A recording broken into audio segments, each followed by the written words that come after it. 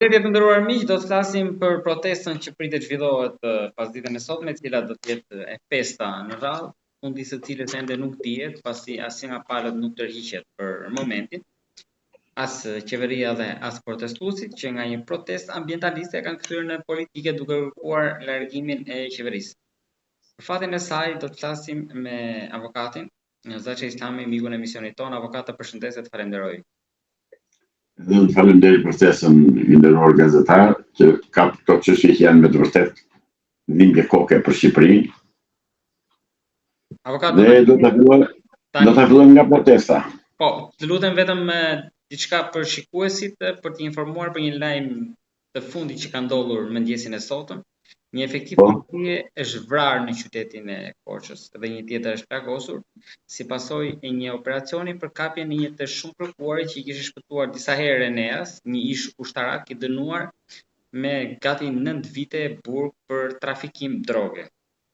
Një ngjarje e rëndë, i shprehim ngushëllimet familjes dhe shërim të shpejtë të plagosurit që ndodhet në spitalin e traumës. Një tjetër humbje nga radhët e policisë së shtetit. Avokat, kalojmë tek protesta.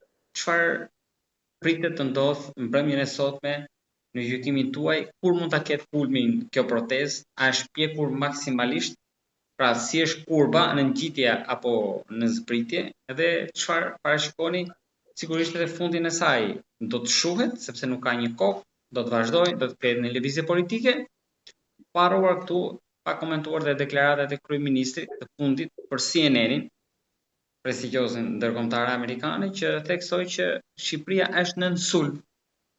Ai flet për skenar agjenturash, ndoshta edhe luftë hibride, nga fshinjet që nuk ja duan Shqipërisë të mirën për këtë projekt, ashtu si shumë të tjerë që janë larguar për ta larguar këtë brend ndërkombëtar. Ju tani, avokat, si gjykoni me ftohtë pasi kanë kaluar dhe disa ditë? Fillimisht edhe unë do të shpreh ngushëllimet familjes polisit që është ekzekutuar nga një kriminal, dhe ndërkohë i uroj dhe shërim të shpejtë të plagosurit. Dhe do vim te protesta. Dje do ta filloj nga vetja, edhe për të informuar opinionin publik shqiptar se çfarë po ndodh. Dhe si e shikoj, cili është këndvështrimi im për protestën dhe për organizatorët e protestës. Unë dje kam marrë pjesë gjatë gjithë këtyre ditëve në protestë, dhe si gjithë ditët e tjera vajta edhe dje, dhe u afrova te mikrofoni për të thënë edhe unë dy fjalë të mia.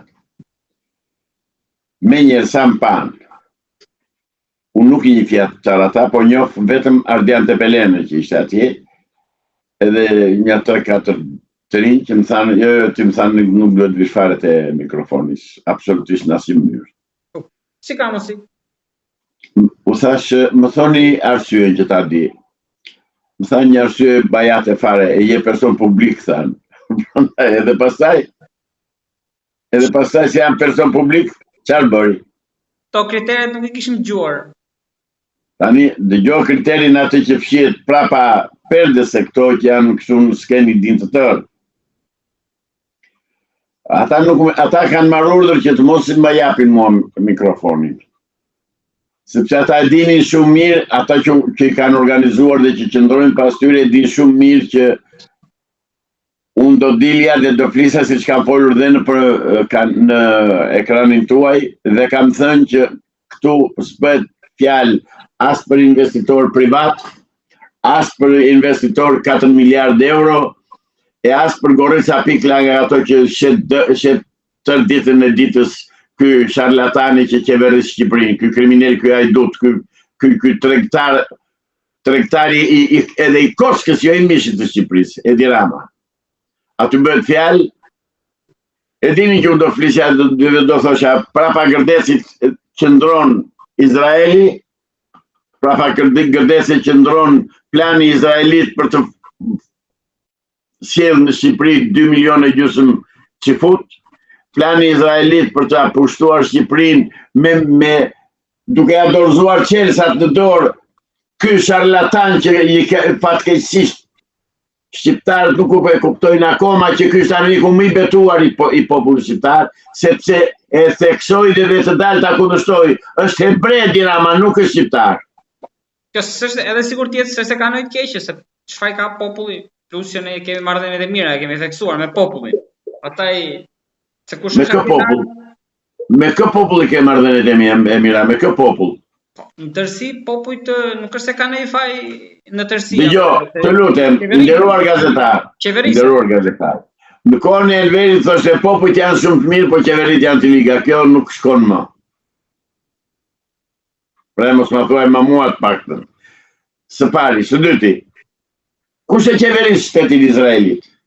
E qeveris një kriminal, një bandit, një njeri i dënuar nga gjykatat ndërkombëtare dhe që ka një urdhër arresti për të që quhet Benjamin Netanyahu. Ky qifuti jon, Edi Rama, përse shkon në Izrael? Përse bën marrëveshje që nuk i di askush? Dhe përse duhet patjetër të mos, pse nuk e thot të vërtetën e Gërdecit, pse duan të vinë atje qifutët, pse nuk e thot? Në Zvërnes e se ne dim. Në Zvërnes. Ne dim. Në Zvërnes dhe në gjithë Vlorën ata duan të vinë, zotëri, duan të vinë të marrin të vendosen aty dhe të sjellin 2,5 milionë hebrej. Avokat, kjo është arsye. Të lutem, am thua edhe ndonjë detaj për atë që ndodhi dje në protestë me ju, sepse nuk besoj se u mbyll këtu pas refuzimit për të folur. Pata ndonjë kontakt tjetër aty, sepse personi që më folët, e harrova emrin, nuk është se është drejtuesi i protestës në mos gaboj. Pra kush vendos aty që kush do flisë? Ardian Tepelena mu paraqit mua dhe më tha avokat tek se nuk duhet të flasësh ti këtu. Edhe ju ikët. Patjetër, nuk vetë bësh erë, nuk vetë bëj luftë. Mikrofoni se kisha unë. Tani problemi është këtu. Atë mikrofonin, atë generatorin që prodhonte energji elektrike dhe ato pajisjet altoparlantët dhe më të thash, dikush i ka vënë, dikush i financon, dikush i komandon, dikush i dirigjon, dhe ai dikushi që bën gjithë këto që thash unë juve, ai ka dhënë urdhër që zaci Islami të mos afrohet atje. Unë jam adhetar, zotëri, nuk jam politikan. Nuk bëj politik, po politik si adhetar, jo si parti politike që janë të tëra të shitura në armiqt më të egër të vendit tonë. Po them vetëm kaq. Fakti që Sali Berisha del dhe thot jam edhe unë dakord thot për marrëveshjen, për investimin në Zvërnes, por nuk thot se kush është. Asnjëri nuk e thot nga këta, nuk janë banë, se e din që populli shqiptar nuk i do qifutët. Avokat, të lutem, sepse aty nuk është se nuk ishte persona të tjerë politik, kishte edhe kryetar partish. Po ata asnjëri, cili nga ata kryetarët e partisë ka zënë në gojë Izraelin, më thuaj një. Pra, ju mendoni që fakti që juve nuk ju lanë të flisni, ky është problemi. Ky është problemi. Është ekskluzivisht ky problemi. Juve ju kanë se me mua s'kan probleme tjera. Nuk jam as rrugaç, as patronazhist, as që të vete të shkaktoj probleme dhe të prish qetësinë e tjerëve. Jo. Në protesta e parë ju folët, avokat. Po, fola. Po, çfarë tha? Nga që folat e proteste e parë, ishte pikërisht ajo arsyeja që nuk më lanë të flisja dje. Sepse e dini se çfarë do thoshja. E dini që unë aty 5 llafi që pata mundësi që thoshja te proteste e parë që nuk kishte mikrofon, kishte nga këto altoparlantët e dorës, nuk e dini çfarë do thoshja dhe për këtë arsye më larguan. Dhe jam i piketuar që të mos flas para opinionit publik në të tillë rast. Dhe në protesta, dëgjoj një fjalë e oratorëve që flasin atje mund të ngërë njerëzit në këmbë, dhe ata këtë gjë din mirë. Po, pasat. Dhe kësaj trëmben. Ajo tërheq turmën, normalisht. Dhe kësaj trëmben, zotëri. Avokat, do me thënë, nuk më thënë ndoshta fjala e dur jeni mërzitur, por nuk ka lënë shihet mirë kjo. Zotëri, unë dolla vajta që të flisja se gjithë tjerë në protest, por të thosha dy fjalë sepse me që kam njohuri shumë më të mëdha nga turma që del atje në Por për tek kësaj keni disa vite që thuajse çdo ditë në disa media bën një betejë të fortë mediatike për kombin, për shpopullimin e tjera. Dëgjoj zotëri. Do ta vërtetoj pse gënjejnë këta. Pse gënjen ky charlatan që quhet kryeministri Edi Rama? Më dëgjoni me vëmendje edhe dëshiroj që ose ju sugjeroj që ta transmetoni disa herë këtë. Më vjen një mesazh nga Vlora. Urdhra. Dhe më thot tu një tjetë asije, më thot të lumt që po zgjon të gjumosurit edhe që flet ballë hapur dhe vetëm realitetin. Dhe më thot mori vesh se këtu është ajo që them unë dhe që nuk duan ta zënë në gojë politikanët tanë të shitur, se të tërë janë blerë nga Izraeli. Dëgjoj zotëri, Izraeli ka para që ta blej 5 herë Shqipërinë. Ka para që ta blej 5 herë Shqipërinë si shtet. Ta blej dhe ta bëj të tija, i ka ato para. Më thot, radhën e ka Jallia, flasëm për në Vlorë, Panajaja, Narta, Hoshtima, Bestrova, që janë planifikuar si zona zhvillimore për marrjen e pronave, prishjen e banesave aktuali qofshin edhe të reja, dhe plani është që të ngrihen vila 3 deri 4 kashe, prandaj edhe këto të fundit, këtyre të fundive, prandaj, për këtë arsye është vënë zjarri ullishtave masivisht.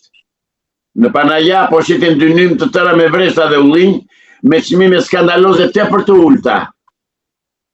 Projekti Vlora 2, këtu do jemi dhe do ta shikosh, por nuk do takohemi, më thot. Duan të marrin edhe Kriporen. Zotëri, kjo është e vërteta. Avokat, po çfarë problemi ka nëse ajo është tokë private, të investohet, secilit të marrë atë që meriton? Po, më falë tani se do të kthehem ty tani ashtu siç di unë. Ti nuk kupton apo po sikur s'kupton? Kush tha që është tokë private? Dhe e zëm se është tokë private. Pse nuk del investitori i cili është? Ai po e ndjek në gjyq. Kush? Pronari i tokës po e ndjek procesin gjyqësor. Po cili është? Pronari ishin 2 familje në konflikt në Mosgabon, gjëvat një deputet të Partisë Socialiste, një natë tek Thellsdiu. Kurse investitori është i thjeshtë. I kanë nxjerrë fytyrën. Po cili është? Kush është? Të ta them unë kush është investitori, në pse kërkon. Kush ne? Janë 2 zotëri, janë 2 çifut, njëri çifut rus me banim në Holland dhe tjetra çifute bullgare me banim në Bullgari. Izraelit. Patjetër, çifut thash. Se në Izrael ka dhe të tjerë. Jo, çifut izraelit. Avokat, nuk besoj që vendri Trumpit të dalë atje dhe të thotë kot që jam unë. Vendri Trumpit është vendri Trumpit dhe Trumpi bashkë të vend në Epstein. Atje kanë vendin. Një. E dyta, çdo më thënë kjo me që është vendri Trumpit të qarë. I dini marrëdhëniet e vendrit të Trumpit ju me Serbinë apo nuk i dini? Iku nga atje. E larguan ato. Mora i dini marrëdhëniet e tij me të, patjetër që e larguan ata, se ata janë i dalin zot vendin, nuk e shesin trollin e tyre serbët. Ky charlatani ynë shet gjithçka për interes karrikës të tija. Pra, është çifut zotëri. Dhe është gjithçka, çifutët kanë mobilizuar gjithë mundësitë dhe paratë e tyre në gjithë botën, vetëm që të hyjnë se s'bën në Shqipëri. Unë kam thënë, e them prap, po erdhën në Shqipëri, kolonë çifut, do vriten. Avokat, ju do shkoni me protestë? Në këto kushte dhe me atë qëndrim që mbajtën ata që kënë organizatorë, që dhe ata janë anonimi dhe nuk shprehen, dhe nuk thonë se kush janë, ka përfaqësojnë, nuk mund të shkoj. Unë do shkoj kur të bëhet një protest në barë kombëtare dhe të dalen kërkuesit, blerësit e vërtet të Shqipërisë. Asnjë nga ata që dalin atje nuk i ka denoncuar. Po më gjetet një më thoni. Avokat, pra për ta thënë më thjesht për publikun, ju në mendoni që pas protestës është? Izraeli. Jo, nga këtu kush po organizon nga brenda? Pas organizatorëve është Izraeli, ndërsa protesta bëhet është pa kokë. Është pa kokë, është pa program, është pa plan, pa asnjë gjë. Çfarë duan, çfarë kërkojnë? Thonë fjalë të përgjithshme, po ato fjalë të përgjithshme i thonë dhe kalamajt. Si ka mundësi, avokat, që jetë brapa protestës Izraeli? Që duhet Izraelit për qenë brapa kësaj proteste? Për të bërë këtë gjullurdi? Fakti që nuk përmendet Izraeli si blerë, si kryesor i Nartës, i Zvërnecit, i Ishullit Sazanit, i thot të tëra. Planin izraelit ne ua kemi thënë, para 3 ditësh unë ja ka dërguar juve letrën e vitit 1935 nga konsulata shqiptare në Vjenë. Çfarë plane kishin qifutët për të hyrë në Shqipëri. Këto janë të bërë të njohura. Po edhe këto organizatorët të lutem. Vendosen në zgjeje. Po, dhe këto gjëra, ata organizatorët e protestës nuk i din fare, nuk kanë haber fare për këto, po dalën atje dhe thonë, jemi për Zvërnesin. Jo, zotëri, nuk ishte vetëm për Zvërnesin. Dhe pse nuk u bën një protestë e tillë për rjollin, ju lutem shumë, më thoni. Se problemet janë ngjajë që 2 pika ujit me njëra tjetrën. Pse nuk bën një protestë të tillë për rjollin? Këtyre organizatorëve po ja u them dhe po i pyes, me që nuk më lanë atë të flisja. Dhe me këtë rast falenderoj juve dhe median tuaj. Pse nuk bëjnë një protestë të tillë kaq të madhe për rjollin? Pse? Po a them unë sepse.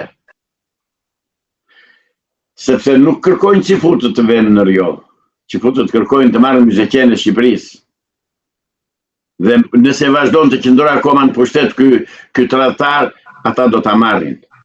Dhe kjo do ta çojnë luftë civile. Unë bëj thirrje policëve të shtetit. I bëj thirrje prapë drejtorit të përgjithshëm të policisë shtetit. Zotëri, me që se ne shikojmë se çfarë presioni të bëhet. Jep dorëheqje dhe ik largohu. Dhe dal vetë Edi Rama të komandoj policët. Dhe mos i vini policët të përballen me shtetin, me popullin. Se e pa porcin e popullit çfarë uragani ishte, e pa shumë mirë dje që nuk e ndaluat dot, dhe nuk do ta ndaloni dot. Nëse shqiptarëve do të bëhet e qartë që po luftojnë për atë dheun tashmë, jo vetëm për Zvërnesin, po luftohet për të ruajtur tërsinë toksore shqiptare. Pra jemi në kushtet e një tradhtie absolute të organizuar, të mirë llogaritur nga komunistët shqiptarë që jetojnë, që punojnë në parlamentin shqiptar. Janë të shitur dhe të blerë që nga Berisha dhe të gjithë kryetarët e tjerë të partive. Asnjë nuk flet asnjë fjalë për që të thotë të vërtetë se kush e kërkon Zvërnesin deri te Kriporia dhe pse e kërkojnë. Avokat, po kjo puna e agenturave të huaja që duan ta sulmojnë qëndron? Agenturat e huaja s'kan ardhur sot në Shqipëri, ato kanë gjithë jetën që janë aty. Ja, kanë gjithë jetën që janë aty. Puna është që këtu janë përsullu që gjithë, sërb, grek, qifut, për të shkatëruar Shqipërinë. Sulmet e tyre janë të gjitha frontet, duke filluar që nga gjuha, sulmi kundër gjuhës shqipe, sulmi kundër gjuhëtarëve shqiptarë që vërtetojnë të vërtetën e prejardhjes dhe të autoktonisë mira vjeçare të shqiptarëve në këto troje, dhe deri tek marrja e trojeve tani që na del Zvërnesi, na del qifuti dhe do ta marrë ai. Edi Rama ja jep atë Sazanin Gërdes edhe ati Kushnerit e tjera. Po i drejtojmë atëre se jam drejtuar disa herë dhe s'është ndije. Po i drejtojmë ati zotit Pullum Pilinqi. Po ç'na ngataron tani Të lutem zotëri se del për ditë ai. Del për ditë ai nuk thot asnjë të vërtet për shkakun se pse dhe kush kërkon ta marrë Zvërnesin. të dalë me që ka qeverin teknike situata është krijuar të vendos të kërkoj të mbështetje për njërin e qeverisë teknike të tij që ka krijuar dhe të dalë zot vendit. Me llafe ka ikur sloganet shqiptar të mi, shqiptar të tu. Nuk ka më shqiptar të mi, shqiptar të tu. Tani ka del të mbrojnë tërësinë toksore të vendit, por na shitet Shqipëria nga një sharlatan, nga një kriminal të cilit tri zoti pilin që i ketë ndodhë zvarris. Dele zvarris e dira më, po e burë. Dil.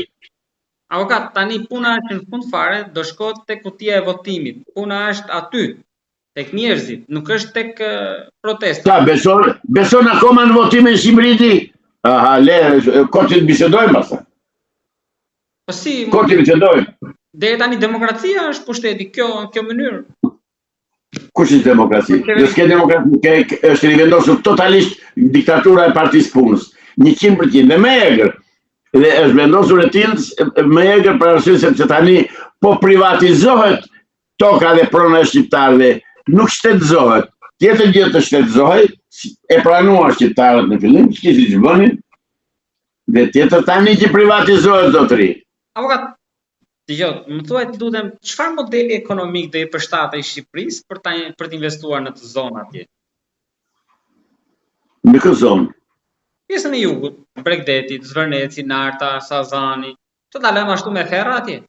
Po mirë, a nuk e kuptoni rini, apo nuk doni ta kuptoni që kur i shohet turizmi do të thotë që të vdes ekonomia shqiptare? Po pse, ai është zinxhir konsumi. Nga bujësia, qa do konsumon? Qa do konsumon?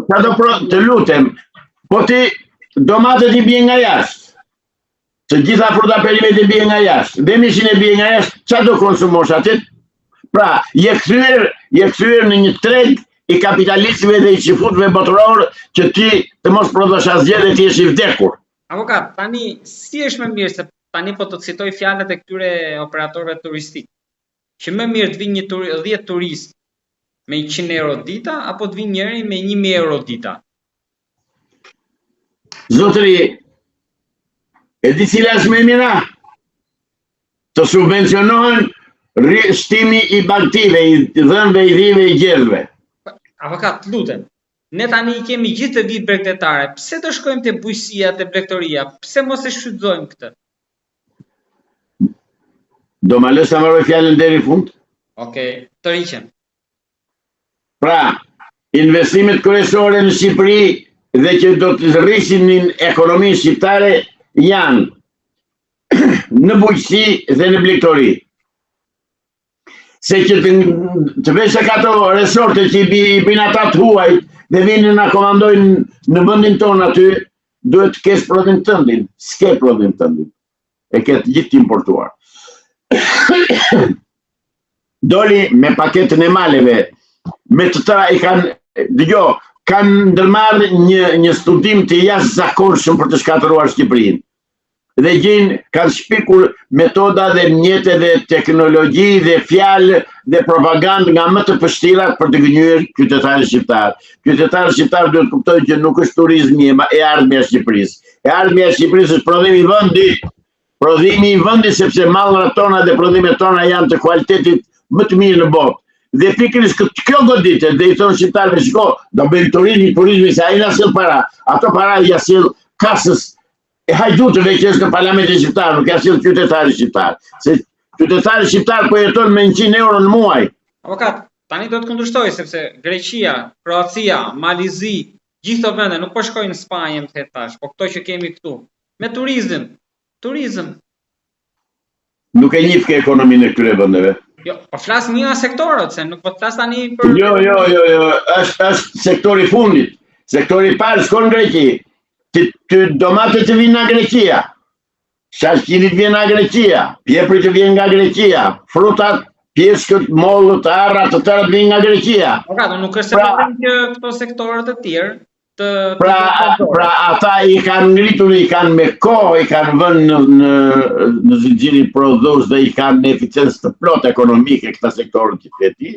Dhe turizmin e kanë patjetër, dhe turizmi do ta bëj, por aman të punoj qytetari grek, të ushqehet qytetari grek apo serb apo kroat, të haj ai një herë, të ushqehet ai. Ndërsa aty të kalën këtu, të jep 100 euro pension, apo 150 euro pension, ti vjeth ato lek, sepse dhe ato bësi kur ti jep të shtonë pensionit dhe në fakt ngrat çmimin, që prapë shkon atje ku ke qenë, pra ky bën një hap para, dy hapa mbrapa. Një hap para, dy hapa mbrapa. Këtë bën Edi Rama me ekonomi shqiptare dhe me shqiptarët. Dhe shqiptarët nuk po e kuptoi. Unë shpresova dhe kisha idenë që diaspora do më dëgjonte dhe do vinte në Shqipëri, të shpëtoi vendin. Sepse Shqipëria është në atë situatë që ishte Kosova në vitin 1999, kur filloi lufta në UÇK-ja. Dhe që do të patjetër forcat gjalla ushtarake që të dilnin në luftë. Dhe ne kërkojmë gjithë shqiptarët e diasporës të vinë t'i dalën zot vendit. Avokat, edhe diçka kam për projektin. Të lutem thuaj edhe diçka. Ne kishim rastin e Kakomes, kujtohet në kohën e Fatosit. Ju e mbani më shumë mirë se unë. E di mirë se kam qenë në protestë në Greqi para zyrave të Bashkimit Evropian atëherë. Tani iku ajo kompania atje. Ngeli atje, gërmall atje.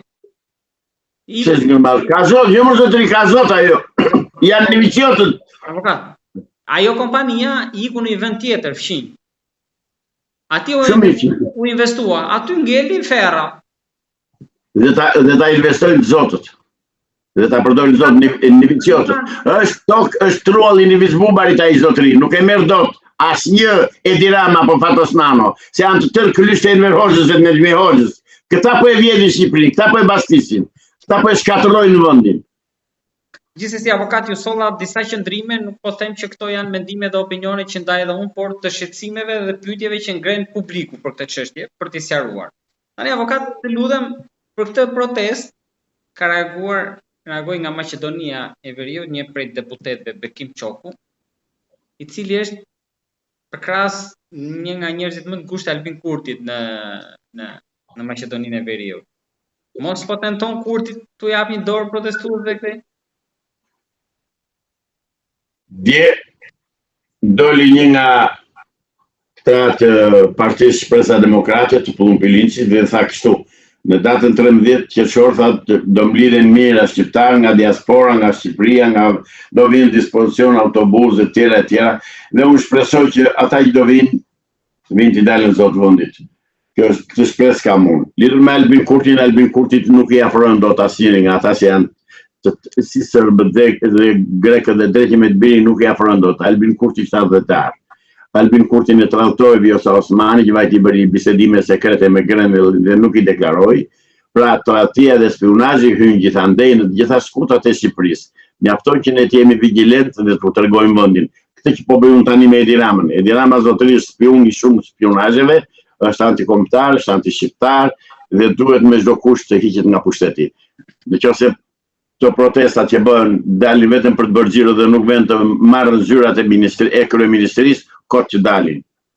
Atëherë do qyshe protesta ambientalistëve, do qyshin protestë dhunshme. Se sa ambientaliste protesta zotëri. Protesta është protestë kombëtare për mbrojtjen e tërësisë toksore shqiptare. Këtë koncept kam unë pra protestë. Po që ambientaliste në rregull dhe vetë të mbledhen pemet pastrurin kanalet.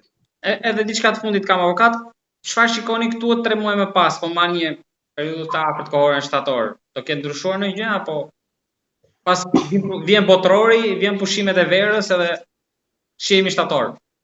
Varet nga zgjimi i popullit, po u zgjuan njerëzit, diçka do ndodh. Po nuk u zgjuan, po në një gjumë ashtu si kundërian deri tani, asgjë do ndryshoj, Shqipëria do shitet, do vinë kolonët izraelit të hyjnë aty si turist, të vinë turist me miliona euro ata në xhep, të blejnë ty me gjithë lecka edhe mua bashkë, edhe të ruan që je shqiptare që ke Shqipëri. Shqipërinë këta e kanë boshatisur, s'ka më njerëz, po i vjedhin pronat ditë për ditë, po i jap një rast me që më kujtove. Në Sauk zotëri, një nga ministrat e qeveri e Edi Ramës nuk ma thanë emrin, po më thanë është një ministër që kërkon të marrë 6 dynim të familjes Peti dhe bën 501 pislëqe nëpërmjet Bashkisë Tiranës dhe u bllokuan hyrjen në biznesin e tyre, s'ka bërë vaki kjo. Është rast unikal. Këtë po bëjnë këta, përdorin të gjitha mënyrat vetëm që të marrin pronat e shqiptarëve. Ndaj po them që jemi në rrezik. Falenderoj shumë, avokat. Edhe unë falenderoj ty.